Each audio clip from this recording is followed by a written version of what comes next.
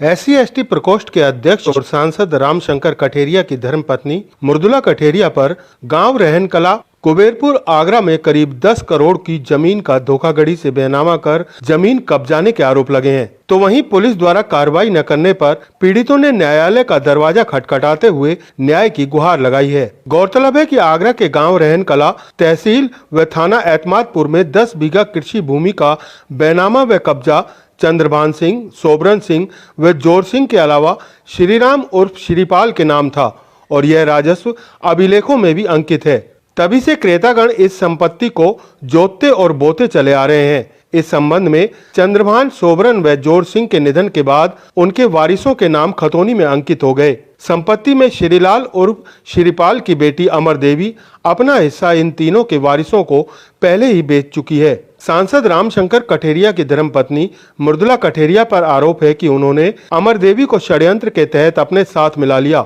और उसके फर्जी दस्तावेज तैयार कर चढ़े हुए नामों को हटवाकर अपना नाम चढ़ाने की कार्रवाई की और सत्ता के प्रभाव व कोरोना के चलते 28 फरवरी 2020 को तहसीलदार खेरागढ़ से प्रार्थी व अन्य खातेदारों को सूचना दिए बिना नामांतरण करा लिया, जिसके बाद 24 फरवरी 2021 को साजिश के तहत मृदुला कठेरिया ने अपने पति रामशंकर कठेरिया के राजनीतिक पद का दुरुपयोग करते हुए लॉकडाउन में तहसील में बंद पड़े न्यायिक कार्य के बावजूद 30 अप्रैल 2021 को नामांतरण आदेश भी अपने पक्ष में करा लिया। गौरतलब है कि इस संपत्ति की कीमत 10 करोड़ से अधिक है। जब पीड़ितों को इस धोखाधड़ी का पता चला तो उन्होंने थाने में मुकदमा दर्ज कराने का प्रयास किया तो पुलिस ने मुकदमा लिखने से इनकार कर दिया, जिसके बाद पीड़ितों ने न्यायालय का दरवाजा खटखटाया। पीड़ितों की मदद को आगे आए राजपूत एडवोकेट एसोसिएट्स के निदेशक एडवोकेट रमाशंकर राजपूत ने पीड़ितों को न्याय दिलाने की बात कहते हुए मामले पर विस्तार से प्रकाश डाला।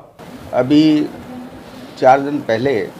हमारे राजपूत एडवोकेट एसोसिएट के पास एक रहनकला के गरीब किसान सोबरन सिंह के बेटे और छोटे लाल आज का केस आया कि अखिलेश जी ने जो लखनऊ एक्सप्रेस वे बनाया है उसमें रहनकला की जगह अधिग्रहित की गई थी, कुछ जमुना एक्सप्रेस वे में अधिग्रहित की गई थी और इस जगह की कीमत बहुत बड़ी कीमतों में करोड़ों में हो गई थी और करीब 15 साल से ही हमारे रामशंकर कठेरिया जी आगरा से सांसद रहे और अनुसूचित जाति जनजाति राष्ट्रीय आयोग के सबसे बड़े पद पर भी रहे ही है। इटावा से आकर के इन्होंने अपनी राजनीति यहाँ पर शुरू की और यहाँ पे ठाकुर समाज के कुछ लोग वीरेंद्र और स्कूल वगैरह चलाने वाले लोगों इनके गुरके रहे और इनके साथ में मिलकर के काम करने लगे और प्रॉपर्टियाँ खरीदने का काम ये करने लगे कि कोई सांसद थे, प्रोफेसर वगैरह भी रहे थे। सबसे बड़ी बात थी 2009 में एक सत्यप्रकाश नाम का वाल्मीकि था, उसका करीब 4 बीघा खेत इन्होंने अपनी पत्नी के नाम उन अपने माफियाओं के साथ मिलकर के करा लिया और वो बेनामा कराया इस नाम से मृदुला कठेरिया पुत्री रामेश्वर दयाल और बिल्लूचपुरा।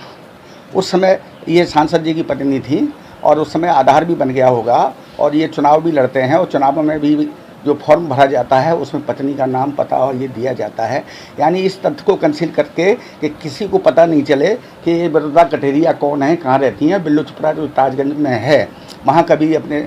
25-50 साल पहले ये रही होंगी, उसके नाम से कराया वो केस चला और इनके खिलाफ जो है मुकदमा 420 का कायम हुआ। क्योंकि सत्ता में थे इसलिए उसमें FIR वगैरह लगी। अब लेटेस्ट घटना ये हुई कि खसरा नंबर 924 रहनकला जो भुट्टो भाई का जो कट्टी खाना है उसे लगा हुआ है और मेन रोड पे है, बेशकीमती जगह है, आज करीब 15 करोड़ की वो संपत्ति है। इस संपत्ति पे निगाह इनके गुरकों के द्वारा कठेरिया जी के पास गई तो जब इन्होंने पता ये किया कि सन 58 में एक बेनामा होता है, वो 4 लोगों के नाम होता है, वो चंद्रभान, सोबरन सिंह, चोप सिंह और श्रीलाल इनके भाई थे। श्रीलाल पे कोई औलाद नहीं थी, उनकी एक बेटी थी अमरवती और 58 का बेनामा उन चारों के नाम दर्ज हुआ। चूँकि उनके कोई औलाद नहीं थी तो उन्होंने अपने 3 भाइयों के नाम सन 78 में उस जगह को अपना हिस्सा बेच दिया। बेचने के बाद में 78 के बाद से इन काश्तकारों का नाम चलता चला आ रहा है और इन काश्तकारों में सोबरन, छोटे लाल और इन सबकी मृत्यु हो गई और उसकी मृत्यु के बाद इनके बेटों और नातियों के नाम चले आ रहे हैं। और अमर देवी जो महिला थी जिसकी शादी हो गई थी और वो टूला की रहने वाली है और वहाँ टूला में इनके 25 लोगों ने इसको खड़ा कर दिया और करीब 10 साल से एक मुकदमा चलाया दाखिला खारिज का और ये कहा कि श्रीलाल पूरे हिस्से का मालिक था और उन्होंने कोई बैनामा नहीं किया था, और ये जो बैनामा 58 वाला था वो केवल श्रीलाल के नाम था। एक फर्जी दस्तावेज तैयार करके तहसीलदार एतमादपुर के यहाँ पे आपत्ति लगाई, और उसी दौरान जब ये देखा गया कि ये संपत्ति की कीमत बढ़ती गई है तो कठरिया साहब इन्वॉल्व हो गए, और उन्होंने अपने शासन सत्ता और अपने राजनीतिक प्रभाव को देखते हुए तहसीलदार के यहाँ जो पत्रावली थी वो तहसीलदार खैरागढ़ के यहाँ पहुँचा दी गई। और पहुँचाने के बाद में जैसे ही खैरागढ़ में पहुँचती है, और दूसरा पक्ष जो छोटे लाल और लक्ष्मी नारायण और जो अन्य खातेदार हैं, इनको पता भी नहीं चलने दिया क्योंकि ये बिना पढ़े लिखे लोग थे। और वहाँ पर जाकर के जो है 24/2/2021 को दाखिला खारिज करा लिया, बैनामा करा लिया इन्होंने, और 30/4 को बैनामा करा लिया, और 2020 में एक दाखिला खारिज करा लिया, और ये कहा कि सोवरन सिंह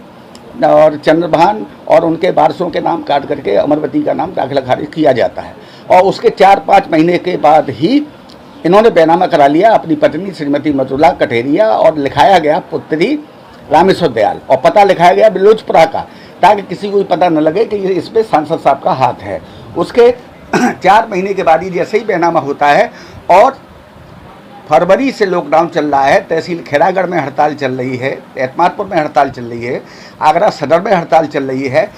लोग जो बहुत अर्जेंट काम जिनका न्याय व्यवस्था से संबंध है वो बेचारे काम नहीं करा पा रहे, लेकिन सांसद जी का दाखिला खारिज, सांसद जी की पत्नी मृदुला कठेरिया का दाखिला खारिज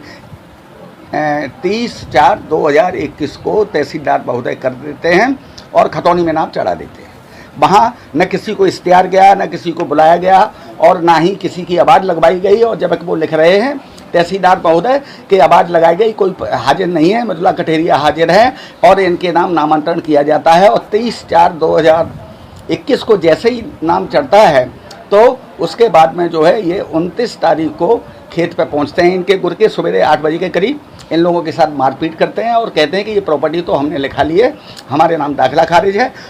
और इनको मारपीट के भगा देते हैं और ट्रैक्टर चलाने की कोशिश करते हैं। उसके बाद फिर ये लोग काफ़ी जगह भागे, और इन्हें जब कहीं शरण नहीं मिली, चूँकि गरीब तबके के लोग हैं, इनके पास खेती है और खेती में कोई आमदनी न होने के कारण जब 2 करोड़ से ऊपर का लेन देन दिखाया, तो जब कोर्ट फीस की बात आती है तो 20-25 करोड़ की लाख की जब कोर्ट फीस की बात आती है तो किसी ने इनको शरण नहीं दी और कहा कि इतना खर्चा इनके पास नहीं था। तब ये लोग हमारे एसोसिएट के पास आए, तब हम लोगों ने कोशिश करके ये देखा कि इस मामले में रामशंकर कठेरिया जी, सांसद जी और उनकी पत्नी ने मिलकर और उनके गुर के, जिसमें 2 लोग तो इनके खंडारी गंबस में ही रहते हैं, कोई जलेसर का है, कोई मैनपुरी का है, कोई टूंडला का है, करीब 12 लोगों ने इस मामले में धोखाधड़ी का कृत्य किया है। जो संपत्ति असल काश्तकारों की थी, अमर देवी नाम की महिला, जिसके नाम कुछ नहीं था, और उसकी आड़ में उससे बैनामा करा के अब इस संपत्ति को ये लोग हड़पना चाहते हैं। करोड़ों की संपत्ति है, इसलिए हमने एक इनका सिविल सूट तैयार किया है बैनामा खंडन का। साथ ही साथ एक धारा 156(3), क्योंकि पुलिस को शिकायत की, पुलिस ने रिपोर्ट लिखी नहीं, और पुलिस तो तैयार भी नहीं है, रिपोर्ट लेने को तैयार नहीं है, भाई सांसद जी का मामला है। इसलिए हमने आज न्यायालय में 156(3) CRPC के तहत एक प्रार्थना पत्र इस आशय का दिया है कि इन लोगों के खिलाफ 120B, 406, 420, 67, 68, 71, 384, 386 में मुकदमा कायम हो। और आज प्रेजेंटेशन के लिए जो हमने न्यायालय में प्रस्तुत कर दिया है। ये मामला वाकई में बहुत संगीन मामला है। लोग कानून की बात करते हैं, जब कानून के रखवाले, कानून के बनाने वाले लोग ही जब कानून को तोड़ेंगे तो इस देश की व्यवस्था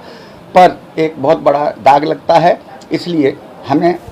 यही है, और मीडिया कर्मियों से भी हमारी यही है कि आज मीडिया कर्मी ना हो, मीडिया ना हो इस देश में, तो इस देश में तो गुंडा राज की कल्पना ही की जा सकती है। इसलिए हम